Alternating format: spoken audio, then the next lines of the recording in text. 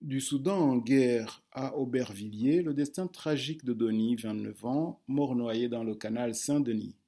Un hommage aura lieu dimanche sur les berges du canal Saint-Denis, à l'endroit où le jeune homme qui dormait dans un campement misérable est mort noyé. Parisien.fr par Gwenaël Bourdon le 16 juillet 2020 à 11h28. Les quelques photos glanées sur Facebook montrent un jeune homme souriant, parfois entouré d'amis, visiblement amateur de football et supporter du PSG. Un hommage sera rendu ce dimanche à Donny Nexon, jeune Soudanais mort le 10 juillet dernier, noyé dans le canal Saint-Denis à Aubervilliers.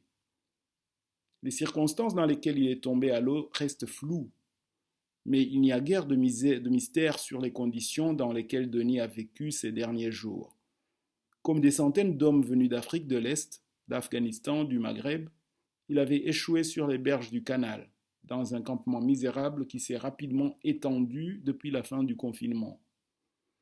Grâce au travail des bénévoles du collectif Solidarité Migrants Wilson, qui tenaient à rendre au défunt son identité et ont interrogé ses amis, on en sait un peu plus sur Denis.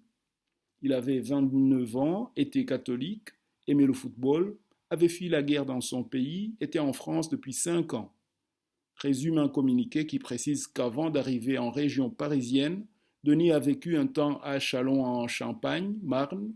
Sa page Facebook mentionne sobrement un déménagement à Saint-Denis en novembre 2019. Il n'est malheureusement pas le premier exilé mort dans le canal. Il risque surtout de ne pas être le dernier si les exilés chassés de Paris ne sont pas rapidement pris en charge, s'inquiète le collectif dans son communiqué. 800 à 1000 personnes sur les bords du canal.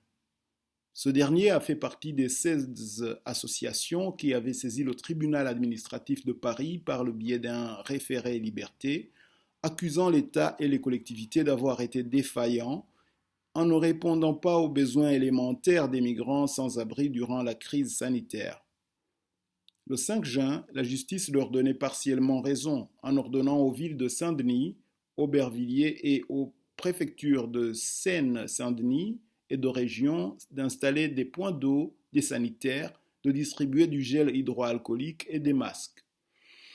Mais cela ne suffit pas d'améliorer les conditions de leur survie à cet endroit, poursuit le collectif, qui réclame, tout comme l'organisation humanitaire Médecins du Monde, une prise en charge digne des personnes exilées et la fin du harcèlement et des violences policières. Or, même si la préfecture de région indique avoir mis à l'abri 1020 personnes durant le confinement et 249 ensuite, force est de constater que les campements ne cessent de grossir. Le maire UDI d'Aubervilliers, Karine Franclay, a annoncé qu'elle devait s'entretenir rapidement avec le préfet de Seine-Saint-Denis, Georges-François Leclerc, à ce sujet, jugé sensible et prioritaire. Selon les estimations des associations, 800 à 1000 personnes peupleraient les camps de toile qui s'étirent depuis la porte d'Aubervilliers jusqu'au bassin de la Mal-Tournée à Saint-Denis. L'hommage à Denis sera organisé à proximité du pont de Stein à Aubervilliers à partir de 14h30. Le collectif invite les participants à venir avec des fleurs et des bougies.